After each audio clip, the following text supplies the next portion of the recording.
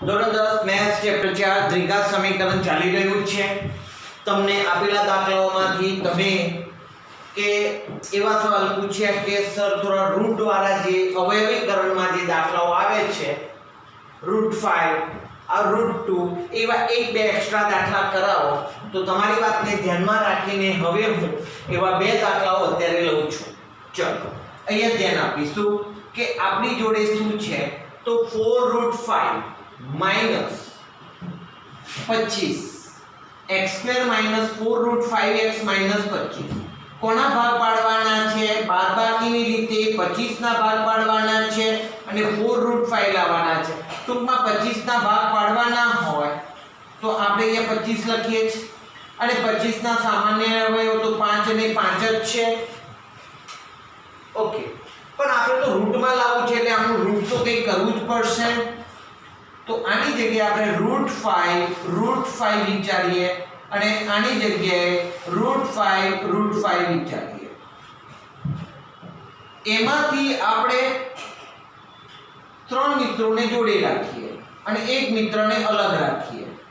મતલબ કે ચલો √5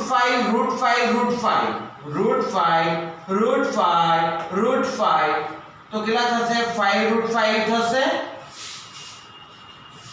તો આ ત્રણ માટે હું લખી લઉં છું 5√5 અને હવે √5 એક જ વધ્યો તો અહીંયા √5 ચલો 5√5 માંથી √5 જાય તો 5√5 નો મતલબ 5 વાર √5 એમાંથી એક વાર જાય તો 4 વાર વધ્યા એટલે કે 4√5 આવી ગયું। આપણે લખીશું માટે વચ્ચેનું પદ માઈનસ મોટું માઈનસ માઈનસ માઈનસ પ્લસ તો આપણા માટે બે ભાગ પડી ગયા -5√5 પ્લસ √5 તો અહીંયા લખીશું આપણે એટલે x² minus 5√5x plus √5x minus 25 બરાબર 0।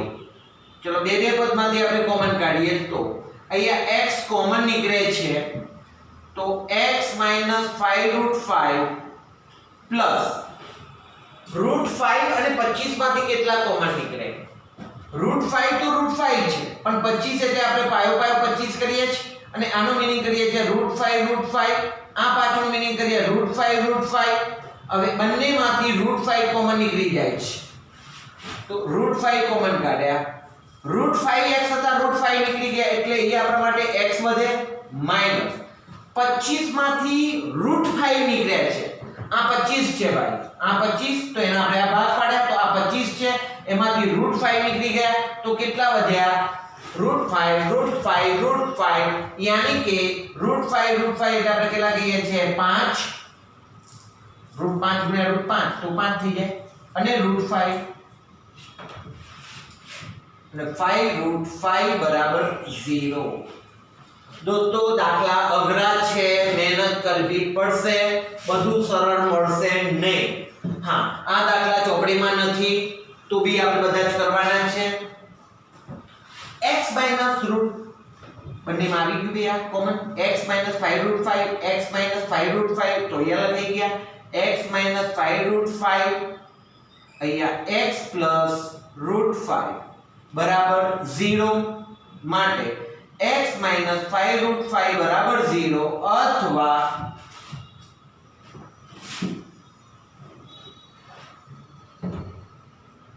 x બરાબર x plus √5 બરાબર 0 પાછળ મોકલીએ તો x બરાબર 5√5 અને x બરાબર -√5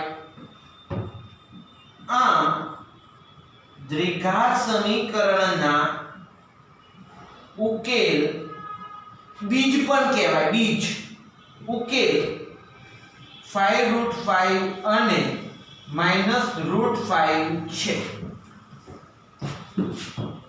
આપણે એક દાખલો જોયો એવો જ આપણે બીજો દાખલો પણ લઈ શકીએ આવડે પ્રેક્ટિસ કરીશું આવડી જશે।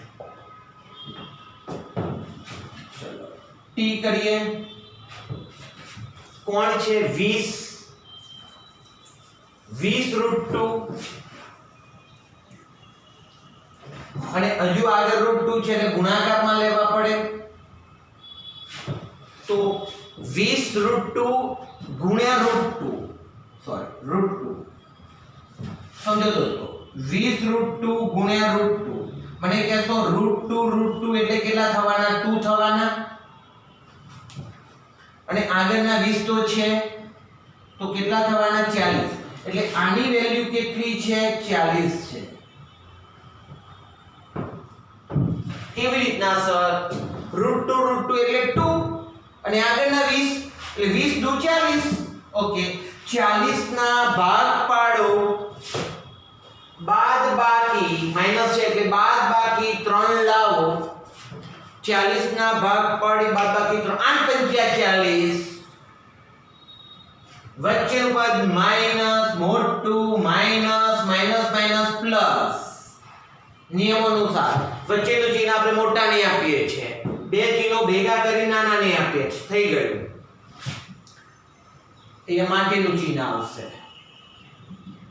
√2x² minus 8x plus 5x minus 20√2 બરાબર 0 બે પદમાંથી કોમન કાઢીએ √2 અને 8 જોજો દોસ્તો આ √2 અને પેલા 8 છે 8 તો 8 ના જે ભાગ પાડે તો 4 દુ 8 ચલો 4 अब 2 છે તો એના ભાગ પાડીએ 2√2 એ રીતના બે ભાગ પડે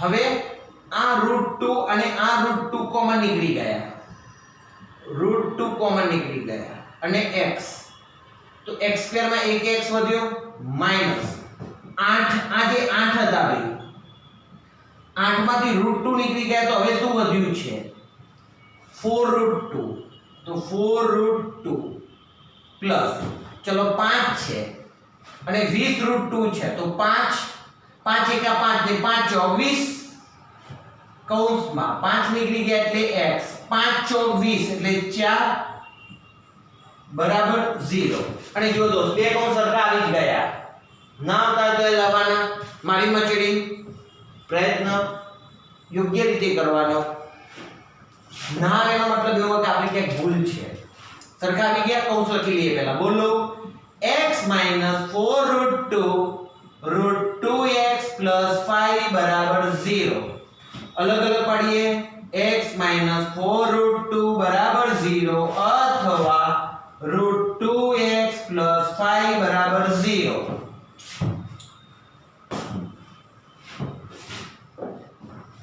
માટે x બરાબર પાછળ ગયા તો શું આવશે 4√2 અહીંયા √2x બરાબર -5 માટે x બરાબર -5/√2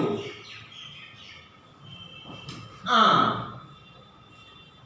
x આ દ્વિઘાત સમીકરણના ઉકેલ 4√2 અને -5/√2 છે તો આવા વર્ગમૂળ વાળા આપણે બે દાખલાઓ જોયા હવે બીજા બે કુટ પ્રશ્નો લઈ લઈએ તો રૂટ વાળા અવયવીકરણના દાખલાઓ જ્યાંથી પણ મળે પ્રેક્ટિસ વર્ડ ટેક્સ્ટબુક પ્રેક્ટિસ વર્ડના ઉદાહરણમાં હોય કે ટેક્સ્ટબુકના ઉદાહરણમાં હોય કે અધર પ્રકાશનમાં હોય આપણે એમાંથી પ્રયત્ન કરવાનો રિવિઝન કરવાનો જે ન આવડે તમે મને પૂછી શકો છો હવે આપણા માટે કુટ પ્રશ્ન છે માથાકૂટ પ્રશ્ન બે વર્તુળો પરસ્પર બહારથી સ્પર્શે છે નવમાનું નોલેજ બે વર્તુળો બહારથી સ્પર્શે છે જો આની ત્રિજ્યા 5 હોય અને આની ત્રિજ્યા જો 3 હોય તો બે કેન્દ્રો વચ્ચેનું અંતર કેટલું થશે તો અહીંયા અંતર PQ બરાબર R1 + R2 5 + 3 = 8 આની ત્રિજ્યા અહીંયા સુધી 5 અને અહીંથી બહારથી સ્પર્શે છે આ ત્રિજ્યા 3 એટલે 5 ને 3 થયા આપણા માટે 8. એવી રીતના બે વર્તુળો પરસ્પર બહારથી સ્પર્શે છે તેમના ક્ષેત્રફળનો સરવાળો આનું ક્ષેત્રફળ અને આનું ક્ષેત્રફળ આ ક્ષેત્રફળનો સરવાળો 130 પાઈ સેમી સ્ક્વેર છે. સેમી ઉપરથી ક્ષેત્રફળનો એકમ છે સેમી સ્ક્વેર અને તેમના કેન્દ્રો વચ્ચેનું અંતર 14 છે. અહીંયા આપણે 8 અંતર કીધું પણ અહીંયા બે વચ્ચેનું અંતર 14 છે એવું કીધેલું છે. મીન્સ કે અહીંયા આ ખબર નથી પણ આનો જવાબ ખબર છે 14. PQ એટલે કે બે ત્રિજ્યાઓનો સરવાળો r1 r2 14 છે. આ કેટલા છે ખબર નથી એ આપણે શોધવાનું છે. તો બંને વર્તુળોની ત્રિજ્યા શોધો r1 શોધો અને r2 શોધો. ઓકે ચાલો કરીએ.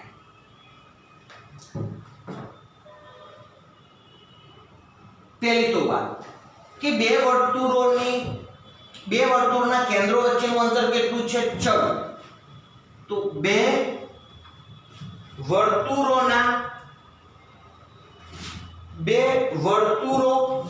વર્ણન પહેલા કરી લઈએ. બે વર્તુળો પરસ્પર બહારથી સ્પર્શે છે અને તેમની ત્રિજ્યાઓનો સરવાળો 14 સેમી છે.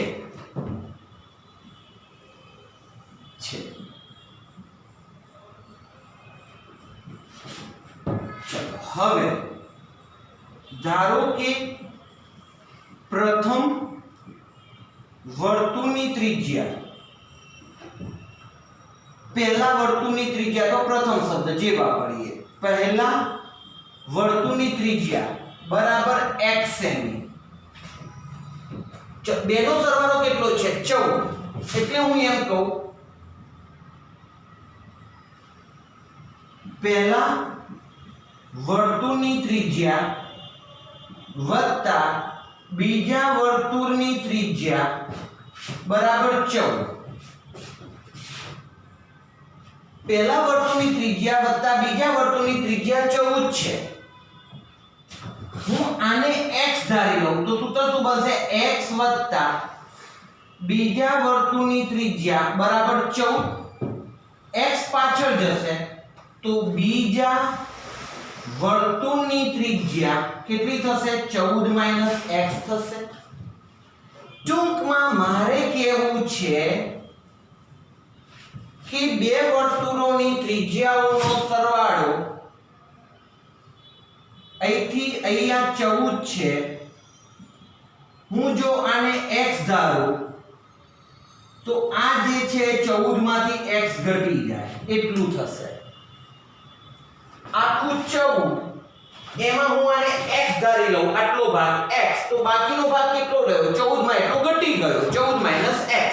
તો પહેલા વર્તુળની ત્રિજ્યા હું x લઉં તો બીજા વર્તુળની ત્રિજ્યા કેટલી થશે 14 x સેમી થાય. ઓકે હવે વર્તુળનું ક્ષેત્રફળ સૂત્ર યાદ કરો પાઈ r સ્ક્વેર હતું. r એટલે શું છે ત્રિજ્યા છે તો ગુજરાતીમાં લખીએ પાઈ ગુણ્યા ત્રિજ્યાનો વર્ગ. ઓકે અહીંયા લખું છું પહેલા વર્તુળનું ક્ષેત્રફળ બરાબર આ સૂત્ર પ્રમાણે પાઈ અને એનું ક્ષેત્રફળ ત્રિજ્યા કેટલી આપણે લીધી છે x વર્ગ તો જવાબ શું બનવાનો પાઈ x સ્ક્વેર બનવાનો. એ જ પ્રમાણે બીજા વર્તુળનું ક્ષેત્રફળ પાઈ એની ત્રિજ્યા કેટલી છે બીજાની x નહીં પણ 14 x છે તો 14 x નો હોલ સ્ક્વેર તો બનશે પાઈ 14 x નો હોલ સ્ક્વેર.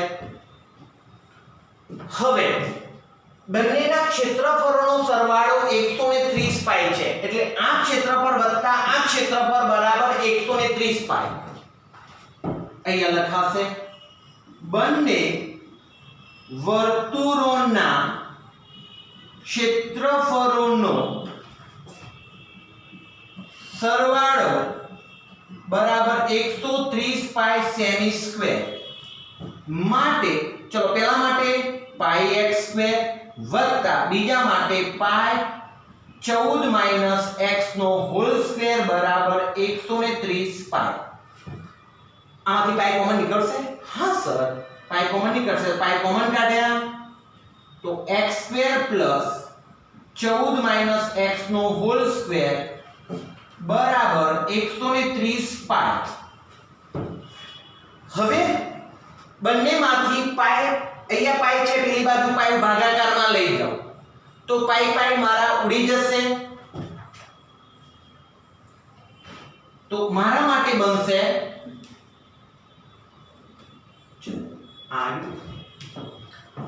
હવે હું ઉપર લખું છું.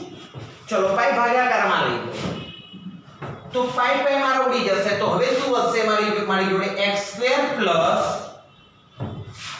14 માઈનસ x નો હોલ સ્ક્વેર બરાબર 130.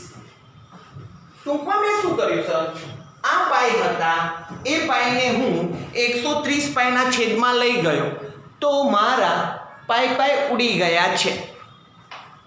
ઓકે, હવે x² પ્લસ વર્ગની રીતના વિસ્તરણ કરો 14 માઈનસ x નો હોલ સ્ક્વેર. તો પહેલા પદનો વર્ગ માઈનસ બેની જોડે પહેલું બીજું પદ વત્તા બીજા પદનો વર્ગ. એ નિયમ અનુસાર અહીંયા 14 આવે, 14x અને x 196, 14 દુ 28x અને x² લખાઈ જશે. પણ હવે આપણે 10માં આવી ગયા એટલે આ આપણને ડાયરેક્ટ કરતા આવડવું જોઈએ. સાહેબ કેવી રીતના કરવાનું? હોલ સ્ક્વેર હોય ત્યારે પહેલાનો વર્ગ કરો. 14 નો વર્ગ 196 લખો સાહેબ, લખાઈ ગયા. મધ્યમ પદમાં બેની જોડે પહેલા બીજા પદનો ગુણાકાર, બેની જોડે પહેલા બીજા પદનો ગુણાકાર કરો તો 14 દુ 28x, વચ્ચે માઈનસ છે તો માઈનસ 28x અને બીજા પદનો વર્ગ એટલે x² બરાબર 130. સર x² ભેગા કરો તો 2x² માઈનસ 28x પ્લસ 196, 130 આગળ લાવો માઈનસ 130 બરાબર 0 માટે 2x² માઈનસ 28x પ્લસ 196 માંથી 130 ગયા 66 બરાબર 0. ઓકે દોસ્તો, દરેકમાંથી બે કોમન નીકળે છે. ફરી હા જોઈ લો તો જરા, બે કોમન નીકળે 2, 14 દુ 28 અને 33 દુ 66. દરેકમાંથી બે કોમન નીકળે છે. બે કોમન કાઢ્યા x² 14 દુ 28, 33 દુ 66 બરાબર 0. બેને ભાગાકારમાં મોકલી દો. કોમન કાઢેલા ભાગાકારમાં મોકલી શકાય. મોકલ્યા તો અહીંયા થવાના 0 ભાગ્યા 2 તો શું જવાબ બનવાનો? 0. તો હું એક પર ડાયરેક્ટ લખીશ. બોલો x² માઈનસ 14x પ્લસ 33 બરાબર 0 માટે હવે 33 ના ભાગ પાડો. હવે અવયવીકરણની વાત હવે આવી. 33 ના ભાગ પાડો અને સરવાળો 14 થાય. ભેગા થઈને બંચ ભેગું કરવાનું છે 33. સરવાળો અહીંયા પ્લસ ચિહ્ન છે, સરવાળો બે જૂથનો સરવાળો 14 થવો જોઈએ. સર 11 તરી 33 વચ્ચે પદ માઈનસ મોટું માઈનસ માઈનસ પ્લસ માઈનસ. આ તો તમે ડાયરેક્ટ પણ હવે લખી શકો કારણ કે અહીંયા સહગુણક નથી તો તમે ડાયરેક્ટ પણ હવે લખી શકો x 11 x 3 બરાબર 0 માટે x 11 બરાબર 0 અથવા x 3 બરાબર 0 માટે x બરાબર 11 અને x બરાબર 3. આ તો બંને ધન આંકડાઓ છે તો બંને શક્ય છે. તો આપણે લખીશું x એટલે પહેલા વર્તુળની ત્રિજ્યા સોરી આ પહેલા વર્તુળની ત્રિજ્યા x એટલે x બરાબર 11.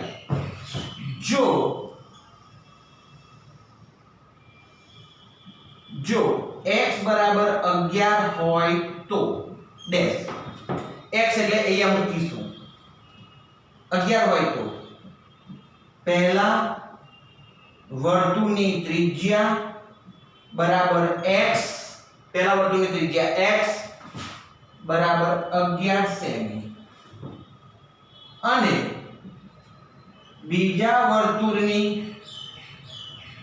ત્રિજ્યા બરાબર 14 x. તો 14 x બરાબર 14 11 બરાબર 3 સેમી. મતલબ જો પહેલા વર્તુળની ત્રિજ્યા 11 હોય તો બીજા વર્તુળની ત્રિજ્યા 3 મળે. હવે આની વાત ચર્ચા થઈ ગઈ, હવે આની ચર્ચા કરીએ. જો x બરાબર 3 હોય તો પહેલા વર્તુળની ત્રિજ્યા x 3 હોય તો બરાબર 3 સેમી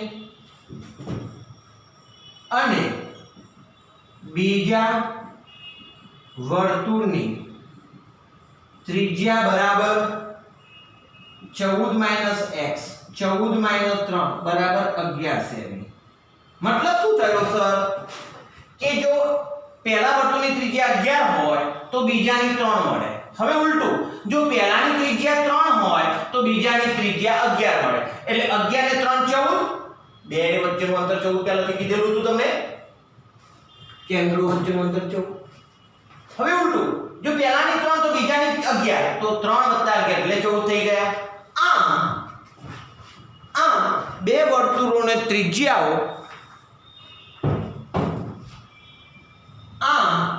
બે વર્તુળોની ત્રિજ્યાઓ 11 અને 11 સેમી અને 3 સેમી હશે. તો અહીંયા આપણે એક કુલ પ્રશ્ન અલગ ભણ્યા, આ ટેક્સ્ટ બુકમાં નથી. આપણે આવા દાખલાઓ પણ સોલ્વ કરવાના છે. આના પછી પણ હજુ એક આપણે બીજો કુલ પ્રશ્ન લઈ લઈએ. હવે બીજો કુલ પ્રશ્ન, એક કાટકોણ ત્રિકોણનો કર્ણ. સર કાટકોણ ત્રિકોણ યાદ કરો, આપણી આવી રચના હોય છે કાટકોણ ત્રિકોણ.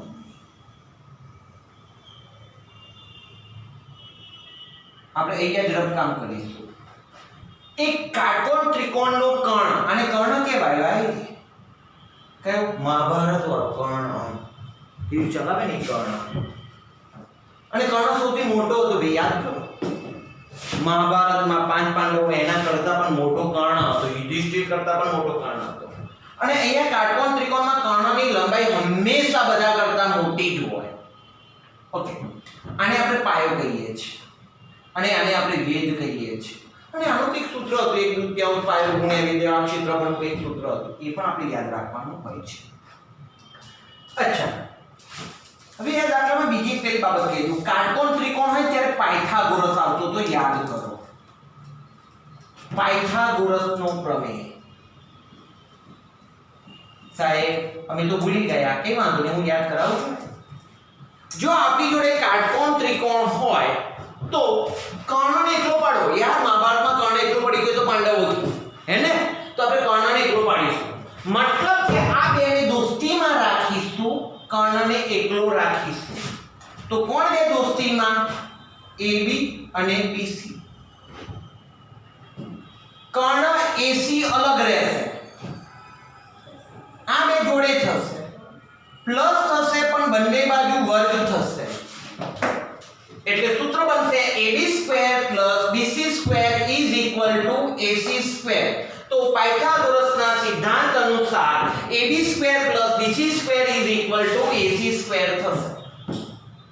આ આપણો પાયથાગોરસનો સિદ્ધાંત થયો. AB² + BC² = AC². સર બીજો કાટકોણ ત્રિકોણ હોય તો PQR હોત તો સૂત્ર બનશે PQ² + QR².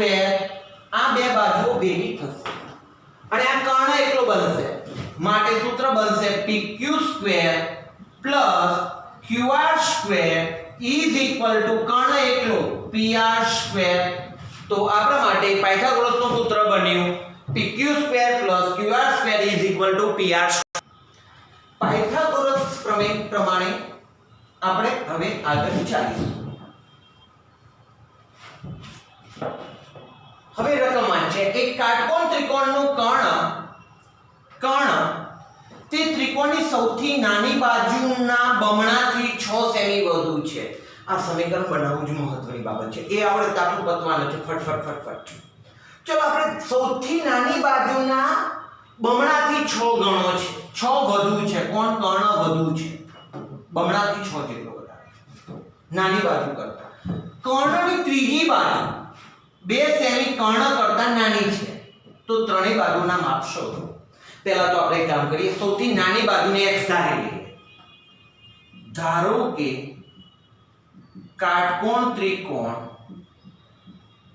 ABC માં ઓકે સૌથી નાની બાજુ BC બરાબર x સેમી. ઓકે હવે સૌથી નાની બાજુ કરતા કર્ણ બમણા કરતા 6 વધારે.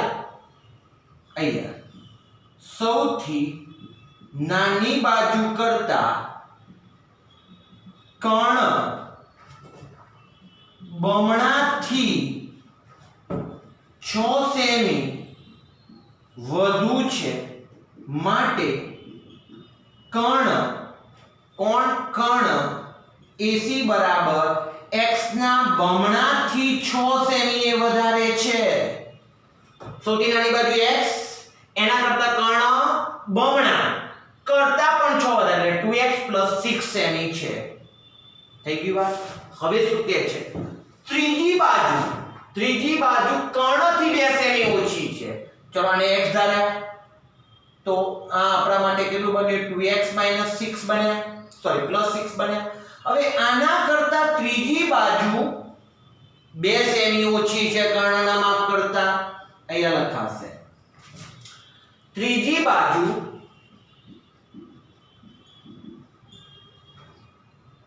બાજુ કર્ણથી 2 સેમી નાની છે. તો અહીંયા લખીશું માટે ત્રીજી બાજુ કોણ છે? ત્રીજી બાજુ આપણા માટે AC છે. AB છે. તો AB બરાબર કર્ણના માપ કરતા ત્રીજી બાજુ કર્ણથી કેટલા સેમી?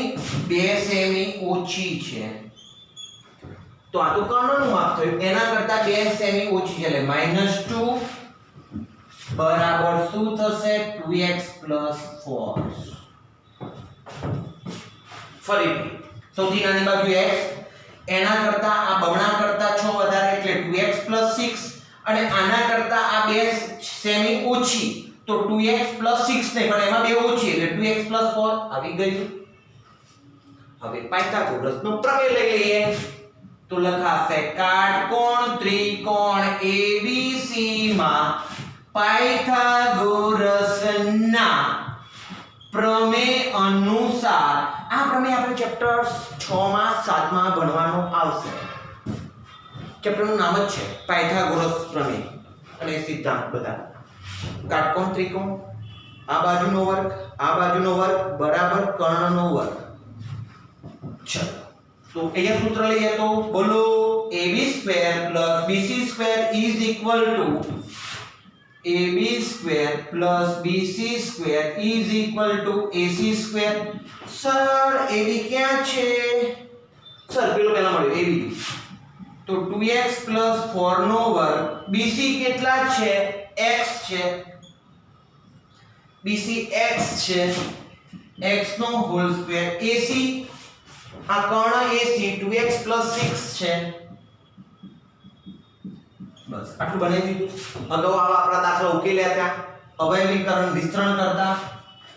ચલો હોલ સ્ક્વેર છે તો યાદ કરો પહેલા પદનો વર્ગ વત્તા 2 ની જોડે પહેલું બીજું પદ વત્તા બીજા પદનો વર્ગ 2x + 4 નો હોલ સ્ક્વેર હોય તો પહેલા પદનો વર્ગ વત્તા બેની જોડે પહેલું બીજું પદ વત્તા બીજા પદનો વર્ગ આવું કંઈક આવશે. તો હવે આપણે 10મા માં છે તો આ નાનું નાનું નહીં કરી હવે ડાયરેક્ટ શીખીશું. ચલો પહેલા પદનો વર્ગ કરો તો 4x² થાય પ્લસ 2 ની જોડે પહેલું બીજું પદ એટલે 2 ની જોડે પહેલા બીજા પદનો ગુણાકાર એટલે 2 દુ 4 ચોગુ 16 અને x 16x વત્તા બીજા પદનો વર્ગ એટલે 4 નો વર્ગ 16 પ્લસ x² બરાબર અહીંયા વિસ્તરણ કરવાનું છે. પહેલા પદનો વર્ગ 4x² 2 ની જોડે પહેલું બીજું પદ એટલે 2 દુ 4 6 24 x પ્લસ 6 નો વર્ગ 36. સર બંને બાજુ 4x² ગયા ઇક્વલ ટુ ની બે બાજુ સરખા સરખા હોય તો જાય ગયા. ઓકે અહીંયા લખીએ તો x²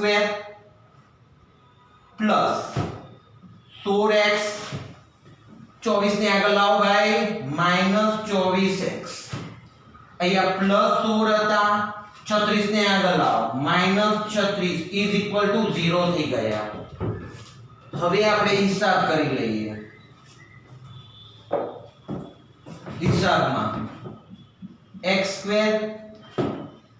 સમાન ચિહ્નો અસમાન ચિહ્નો અસમાન ચિહ્નો બાદબાકી 24 માંથી 16 જશે એટલે 8 મોટાનું ચિહ્ન -8x સમાન ચિહ્નો અસમાન ચિહ્નો અસમાન ચિહ્નો બાદબાકી 36 માંથી 16 ગયા 20 મોટાનું ચિહ્ન -20 બરાબર 0. સર 20 ના ભાગ પાડો અને બાદબાકી રીતે 8 લાવો 10 દુ 20 વચ્ચેનું પદ માઈનસ મોટું minus minus minus plus direct હવે લખી શકીએ આપણે x - 10 x + 2 બરાબર 0 માટે x - 10 બરાબર 0 અથવા x + 2 બરાબર 0 માટે x બરાબર 10 અને x બરાબર -2. સર આ -2 હોય સાહેબ માપ ક્યારે ઋણ ના હોય અંતર ક્યારે ઋણ ના હોય -2 કિલોમીટર એવું ક્યારે જોયું બોર્ડ લખેલું તમે જમણી બાજુ જાઓ કે ડાબી બાજુ જાઓ પૂર્વમાં જાઓ પશ્ચિમમાં જાઓ અંતર હંમેશા ધન જ મપાય છે. એ રીતના લંબાઈ પણ ઋણ જ હોય ઋણ -5 સેન્ટીમીટર એવું ક્યારે સાંભળ્યું ના મતલબ આ શક્ય નથી. તો લખાશે x બરાબર -2 ઋણ હોવાથી શક્ય નથી માટે x બરાબર ફાઇનલ કેટલા થઈ ગયા 10 છે. ચલો 10 છે તો હવે ત્રણે ત્રણ જગ્યાએ મૂલ્ય મૂકવાના x એટલે 10 અહીંયા અને અહીંયા x બરાબર 10 છે તો અહીંયા લખાશે માટે સૌથી નાની બાજુ કોણ હતું સૌથી નાની બાજુ BC બરાબર x અને x નો જવાબ આવ્યો 10 સેમી. ચલો હવે કર્ણની વાત કરીએ. કર્ણ AC બરાબર શું માપ હતું એનું 2x + 6 2 કૌંસમાં 10 વત્તા 6 બરાબર 26 સેમી. ચલો હવે ત્રીજી બાજુ ઉપર આવી ગઈ ત્રીજી બાજુ AB બરાબર 2x + 4 અહીંયા 10 x એટલે 10 મૂક્યા 4 બરાબર 24 સેમી.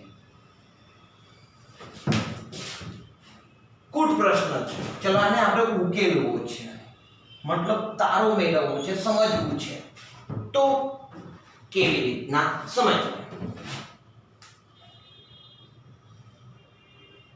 કર્ણનું માપ કેટલું મળ્યું આપણને 26 આ કેટલું મળ્યું 24 અને આ કેટલું મળ્યું 10. જુઓ આ સૌથી નાની બાજુ છે આના કરતા કેવા છે 26 તો બમણા કરતા 6 વધારે છે કર્ણ 10 * 20 + 6 26 એટલે આ સૌથી નાની બાજુ કરતા કર્ણ બમણા કરતા 6 વધારે છે તો 10 * 20 + 6 એટલે 26 થઈ ગયા અને આ કર્ણ કરતા ત્રીજી બાજુ 2 સેમી ઓછી છે 26 તેના 24 જવાબ આવ્યો તો અહીંયા આપણે આવું કાટકોણ ત્રિકોણનો એક દાખલો કુલ પ્રશ્ન આપણે ઉકેલ્યો હજુ પણ આવા કુલ પ્રશ્નો લેવાના છે પણ હજુ આપણે બીજી પણ એક મેથડ શીખવાના છે આપણે અવયવીકરણની મેથડથી ઉકેલતા શીખ્યા હવે દાખલા આવશે પૂર્ણ વર્ગની રીતે ઉકેલો એવા પણ દાખલા આપણે ભણવાના છે આપણે અહીંયા સુધી રાખીએ છીએ ધન્યવાદ